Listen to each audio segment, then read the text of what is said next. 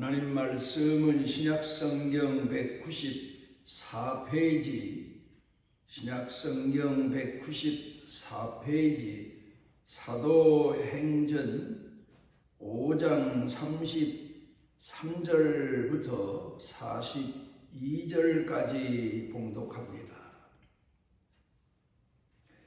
그들이 듣고 크게 노하여 사도들을 없이 하고자 할세 바리새인 가말리엘은 율법 교사로 모든 백성에게 존경을 받는 자라. 공회 중에 일어나 명하여 사도들을 잠깐 밖에 나가게 하고 말하되 이스라엘 사람들아, 너희가 이 사람들에게 대하여 어떻게 하려는지 조심하라. 이전에 드다가 일어나 스스로 선전함에 사람이 약 400명이나 따르더니 그가 죽임을 당함에 따르던 모든 사람들이 흩어져 없어졌고, 그 후 호족할 때에 갈릴리에 유다가 일어나 백성을 꿰어 따르게 하다가 그도 망한즉 따르던 모든 사람들이 흩어졌느니라. 이제 내가 너희에게 말하노니 이 사람들을 상관하지 말고 버려두라.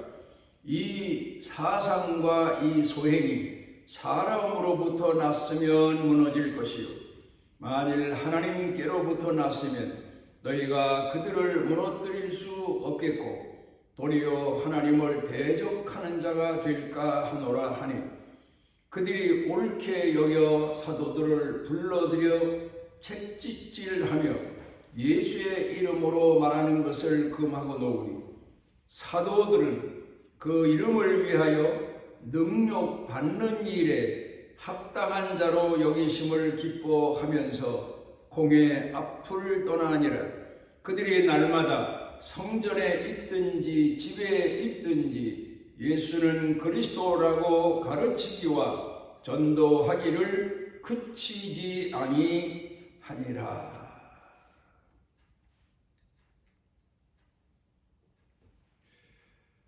헝그리 정신이라는 말이 있습니다. 배고픔을 잊지 않는 마음가짐, 가난했을 때를, 부족함이 너무도 많았던 때를 잊지 않는 정신.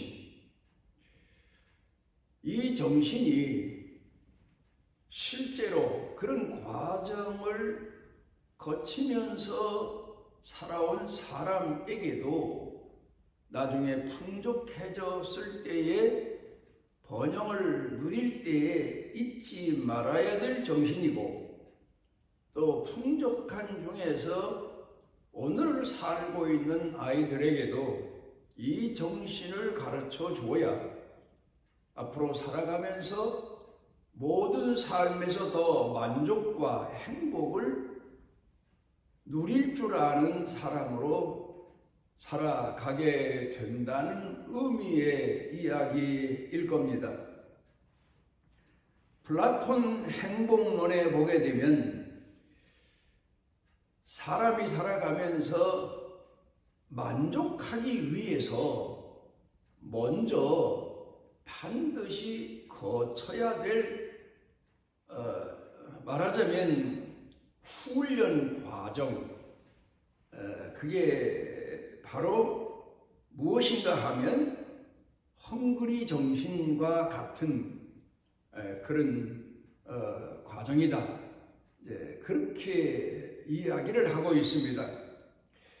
그 플라톤이 말하고 있는 내용을 보게 되면 사람이 살아가면서 절제할 줄 알고 양보할 줄 알고 작은 것을 만족해 할 줄 알고 감사해 할 줄 아는 훈련이 되어야만 살아가는 동안에 그가 행복을 더 그렇지 못한 사람보다 작은 것을 가지고도 어려운 역경과 시련 가운데서도 행복할 줄 아는 그런 인생을 살 수 있는 거다. 그런 이야기를 하고 있습니다. 옛날부터 군자, 많이 배운 사람, 모든 사람에게 존경받는 사람, 큰 사람, 그 사람들이 가져야 될 자기 자신의 생활 방식에 대해서 소식을 해라. 또 작은 것을 가지고 만족할 줄 알아야 된다. 그래야 남들로부터 존경을 받고 남들에게 무엇인가 나눠주고 풍성한 인생을 살 줄 아는 진정한 큰 자가 된다. 그런 의미로 동양에서는 가르쳐 교훈해 왔습니다. 창세기 3장 가운데 보게 되면 하나님께서 아담과 하와를 처음에 지으시고 거처하게 하신 장소가 모든 것이 부족함이 없는 아주 풍족한 그런 에덴 동산이었습니다. 거기서 우리로 말하면 자녀를 양육할 때 모든 조건을, 삶의 조건을 다 갖추어 주면서 자녀를 키우고 싶은 마음이 아마 부모의 마음일 겁니다. 그런데 그런 마음을 가지고 자녀를 키울 경우 아이들이 살아가면서 삶에 대해서 얼마나 만족해하고 감사해하고 행복할 수 있느냐 하면 교육면에 있어서 돌이켜 생각해 보면 어렸을 때부터 그 아이들에게 헝그리 정신을 가르쳐 주는 게, 훈련시켜 주는 게 필요하다는 생각을 우리가 교육가들로부터 자녀들을 키워본 부모들로부터 듣는 이야기입니다. 그래 창세기 3장 가운데 보게 되면 그렇게 풍족한 가운데 살던 아담과 하와가 결국 시험을 이기지 못하고 하나님과의 언약을 어기게 되고 맙니다. 그때 하나님께서는 아담과 하와를 그 에덴 동산에서 내보내십니다. 모든 걸 다 삶의 조건을 갖추었던 에덴 동산에서 삶의 조건이 하나도 갖추어지지 않은 그런 없는 게 많고 어려운 시련과 역경이 많은 에덴 동산 밖으로 두 사람을 내보내십니다.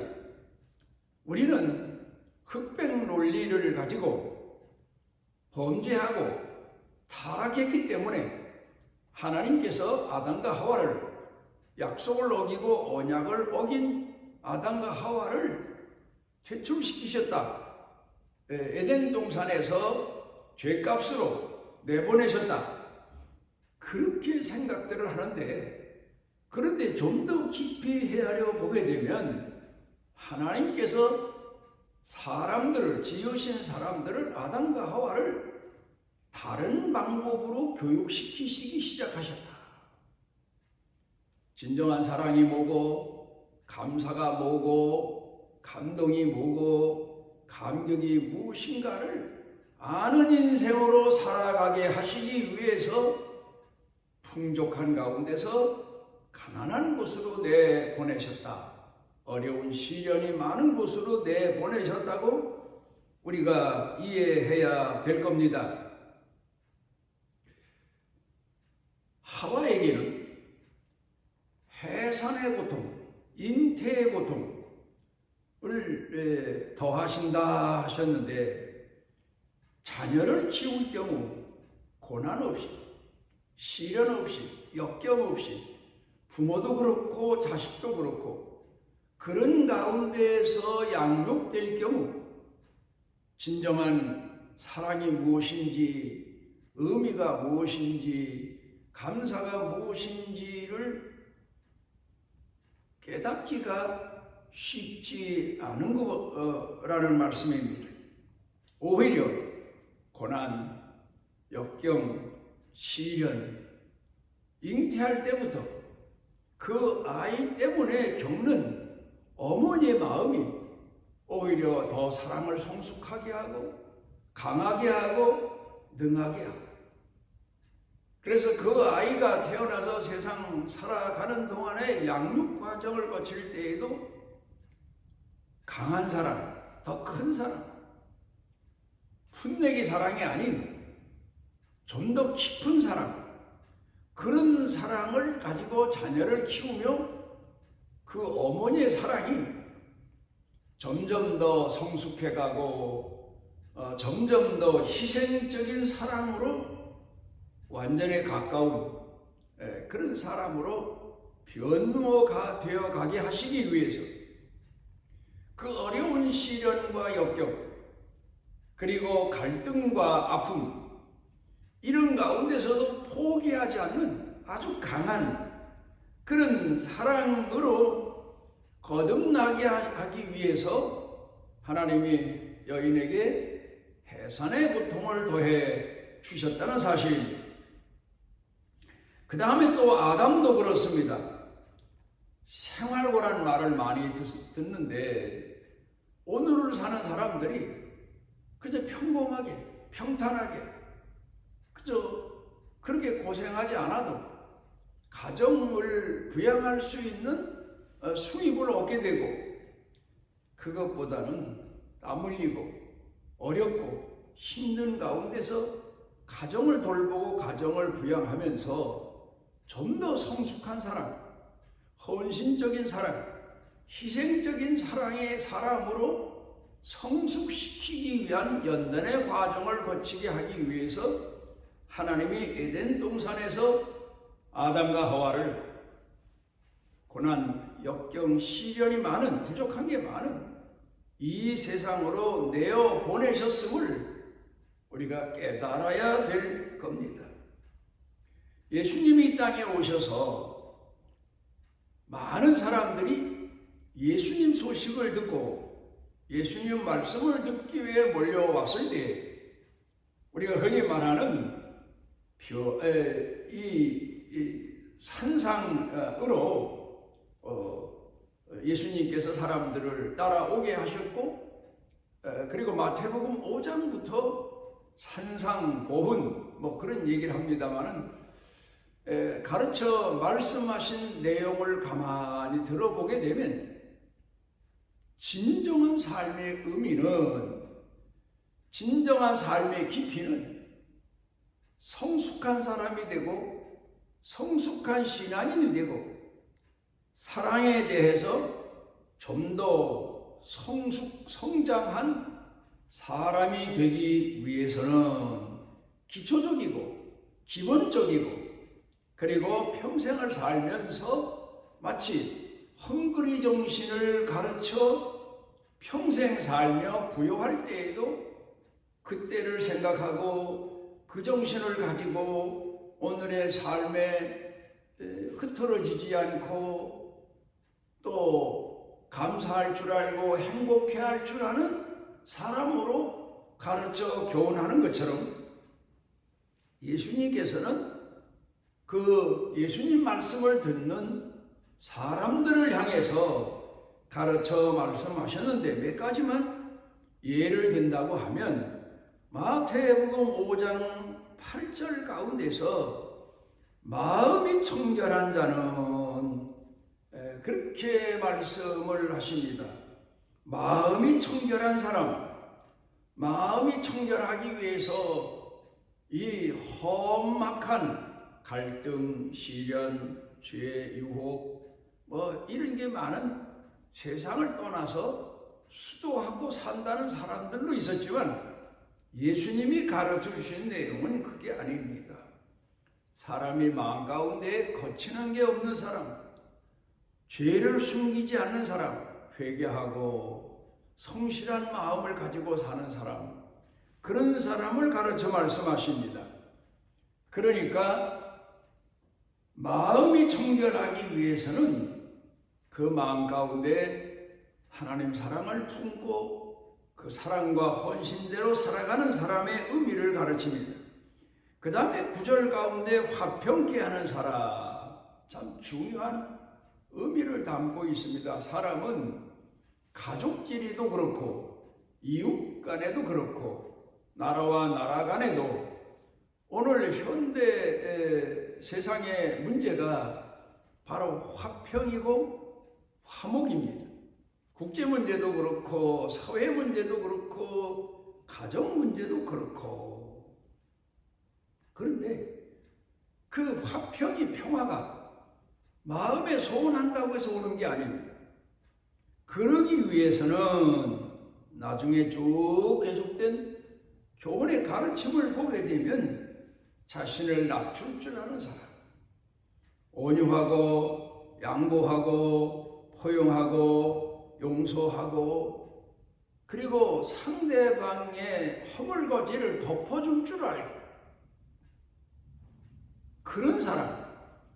그런 사람이라야 평화를 이루고 화평을 이룰 수 있다.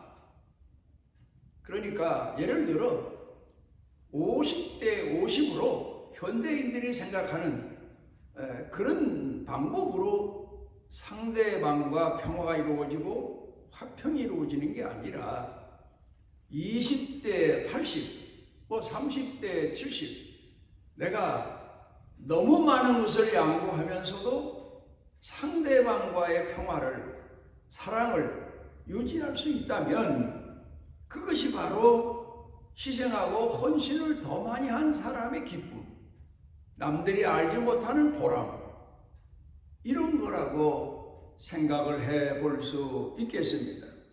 그런가 하면 의를 위해 핍박을 받는 자, 그런 10절의 말씀이 있는데 그 내용의 말씀을 돌이켜보게 되면 의가 무엇입니까? 우리 그리스도인들은 의의 내용을 사랑으로 이해할 수 있어야 됩니다. 가장 의로운 것이 무엇이냐? 가장 사랑의 깊은 뜻의 의미를 가지고 있다는 사실을 잊어서는 안 됩니다. 사랑을 위해서 고난을 겪는 사람, 핍박을 받는 사람, 시련을 겪는 사람, 그런 의미를 말하고 있습니다. 그러니까 내가 하나님을 진정으로 사랑하는데, 하나님을 공경하고 하나님을 섬기는데 핍박을 받고 시련을 겪게 되면 내 마음 가운데 일반적인 사람들이 생각하는 기쁨보다 아주 깊은 의미의 보람, 삶의 의미를 더 인식하게 되고 감사하게 되고 또 삶의 용기가 치솟아오르게 된다는 그런 교훈의 말씀을 하시고 계신 겁니다. 사람이 농사하는 분들을 보게 되면 고생하면서 1년 농사를 지을 때가 있습니다. 그 어느 해보다 더 고생도 많았고 시련도 많았고 가뭄도 있었고 병충해도 있었고 또 장마도 길었고 그런 가운데 가을에 소득을 거둬들일 때에 그 기쁨과 보람과 의미는 고생을 덜한 그런 해보다도 더 의미가 깊고 더 감사하게 되고 감격하게 되고 그런 기쁨을 누리는 것처럼 우리가 자녀를 양육할 때도 역시 마찬가지입니다. 그런가 하면은 또 사람과에 있어서도 대인관계에 있어서도 역시 마찬가지입니다. 시기와 질투와 오해와 무시와 멸시, 비난 이런 것들이 있음에도 불구하고 끝까지 상대방을 사랑하는 자기 자신이 성숙해가는 사랑 과정을 통해 포용할 수 있고 사랑할 수 있고 그리고 나서 그와 이루어지는 평화 화평 이것이야말로 진정한 땀 흘리고 고통을 겪고 그러면서 삶의 의미를 다시 생각하게 되고 자식의 의미를 다시 생각하게 되고 가정의 의미를 다시 생각하게 되는 아담과 하와처럼 우리가 오늘도 그런 시련과 역경을 경험하면서 하나님께서 우리에게 주신 깊은 기쁨과 감사와 감격의 의미를 마음에 간직할 수 있게 되는 겁니다. 마포 삼랑 목사라고 하는 분은 평양신학교의 초대 학장이셨다고 합니다. 마포 삼랑 목사 하니까 한국분은 아니지 않습니까? 이름부터가 선교사분입니다. 이분이 한국에 오셔서 복음을 전하시고 그리고 선교사로 일하시다가 술 취한 사람을 만나셨는데 이 사람이 횡포를 부려서 그래서 얼굴에 큰 흉터를 얻게 되었답니다. 그런데 그 흉터를 얻은 다음에 그분이 선교사분이니까 한국 분들처럼 말도 어눌하지만 그렇게 유능하지 못하고 말도 어눌하지만 그분이 말씀을 전하기 위해서 강단에 서면 사람들이 그분의 얼굴에 흉터만 보고도 은혜가 되었다. 그런 이야기가 있습니다. 또 그분이 그런 얼굴을 가지고 미국에 가서 많은 분들에게 설교할 때 많은 선교 후원금을 가져다가 신학교를 세우고 선교를 할 수 있게 된 것은 그가 그 복음을 전하고 목사로 선교사로 헌신하다가 얻은 얼굴의 흉터 때문에 더 큰 효과를 얻지 않았나 할 정도로 사람들은 그분의 삶의 희생과 헌신의 의미를 평가합니다. 사람이 살아가면서 우리가 어려움과 시련과 역경 이런 것들이 우리에게는 마치 전쟁터에 나가서 상처를 입고 흉터를 얻고 불구가 되고 이런 분들이 돌아와서 그 전쟁의 의미를 잊지 않고 거기서 살아온 기쁨을 누리고 사람들로부터 존경받는 것처럼 우리 그리스도인들은 시련과 역경과 고난을 겪으면서 그를 돌이켜 생각해 보면서 더 크게 감사하고 감격하게 되는 겁니다. 우리가 평상시에 똑같은 계절을 지내고 똑같은 절기를 지내고 똑같은 환경 속에 살지만 그런 가운데서도 유난히 더 감사할 줄 알고 기뻐할 줄 알고 의미를 마음에 새길 줄 아는 사람은 많은 시련과 연단의 과정을 거쳐온 사람들임을 우리가 알 수가 있습니다. 베드로전서 2장 가운데 보게 되면 고난의 세 가지 유형을 설명하고 있습니다. 첫째로는 애매한 고난입니다. 황당하게 당하는 고난. 나도 모르게 겪는 고난, 아무리 생각해도 내 잘못이 없는데 겪는 고난, 이런 고난이 있다. 그런데 이것도 참으면 복이다. 왜요? 연단의 과정을 거치는 신앙인들이기 때문에 우리가 돌이켜 생각해 보게 되면 애매하게 겪었던 고난도 후일에는 그게 나 자신을 성숙시켰음을 생각하고 기뻐하고 감사하는 내용이 됩니다. 그 다음에 죄가 있어 당하는 고난, 죄가 있어서 고난을 당할 경우 사람들은 곧 자기 죄를 버리게 되고 회개하게 되고 돌이키게 되니 그것도 또한 유익된 기쁨의 고난이다. 그런 의미입니다.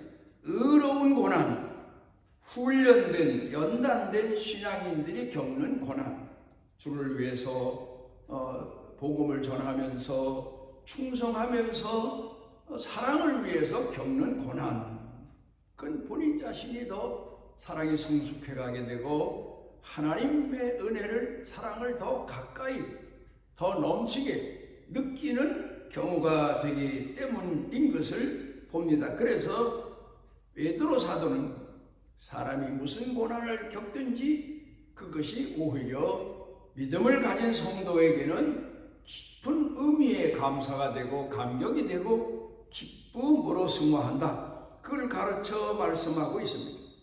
오늘 성경 본문 말씀으로 돌아가서 보면은 사도들이 복음을 전하다가 사람들에게 붙잡혀서 이제 매를 맞게 되고 여러 가지 고난을 겪게 됩니다.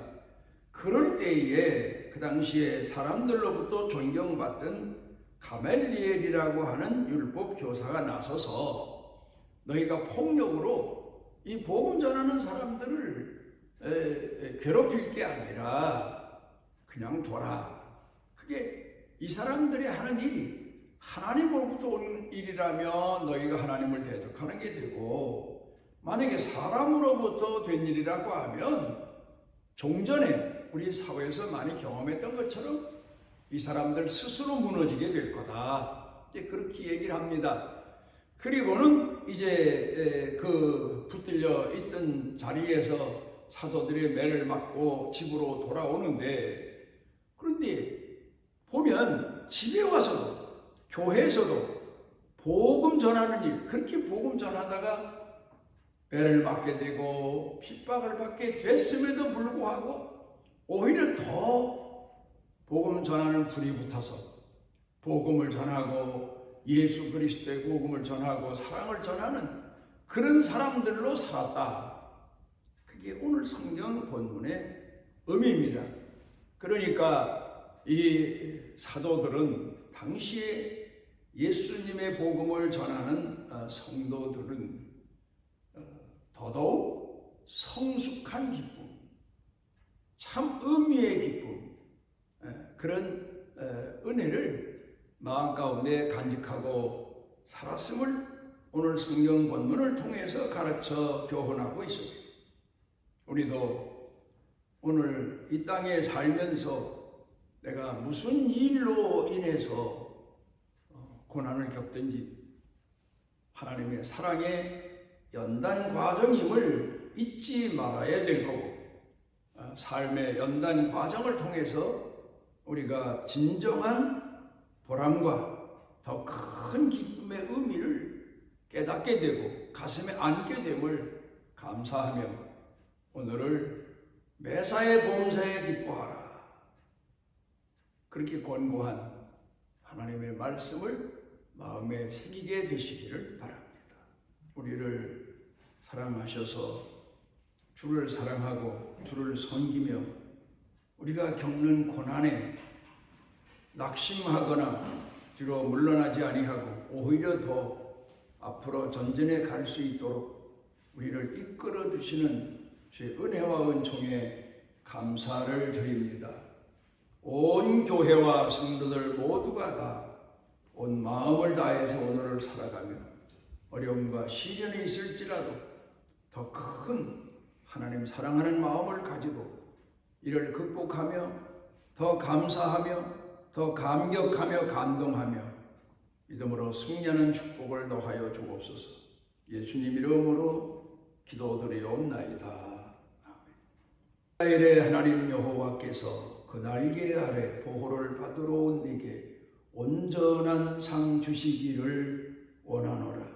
우리를 시련과 역경 가운데서도 함께 하시며 우리의 믿음을 키워주시고 우리의 삶을 더 감격하도록 깨닫게 하시는 우리 주 예수 그리스도의 무한하신 은혜와 우리를 사랑하시되 영원토록 사랑하시고 포기치 아니하시는 아버지 하나님의 만극하신 사랑과 우리 속에 내재하셔서 때를 따라 깨닫게 하시고 일으켜 주시고 위로하시고 치료해 주시는 성령님의 능력의 은총이 사랑하는 자녀들 머리 위에 영육간에 사는 생활 중에 가족 일터 경영 중에 그리고 온 교회 중에 넘치고 넘치도록 함께 하시기를 축원하옵나이다.